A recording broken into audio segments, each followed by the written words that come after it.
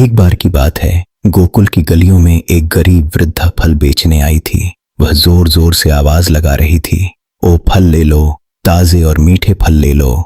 नन्हे कृष्ण ने जब यह सुना तो उनके मन में फल खाने की तीव्र इच्छा हुई।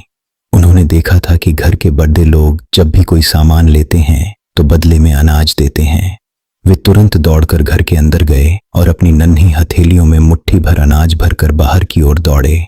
लेकिन दौड़ दहाते समय उनके छोटे छोटे हाथों की उंगलियों के बीच से बहुत सारा अनाज जमीन पर गिर गया। जब वे उस बुढ़िया के पास पहुंचे तो उनके हाथ में केवल कुछ ही दाने बचे थे।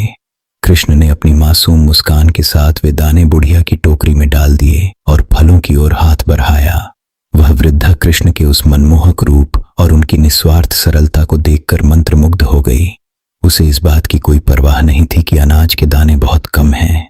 उसे तो बस उस दिव्य बालक के प्रति अगाध प्रेम महसूस हो रहा था। उसने प्रेमवश अपने सबसे अच्छे और मीठे फल चुनकर कृष्ण की झोली में भर दिए। कृष्ण खुशी खुशी फल लेकर घर के अंदर चले गए। जब वह वृद्धा शाम को अपने घर पहुंची और उसने अपनी फलों की टोकरी को देखा तो वह दंग रह गई। वह टोकरी जो खाली हो चुकी थी अब सोने, चांदी और बहुमूल्य रत्नों से जगमगा रही थी।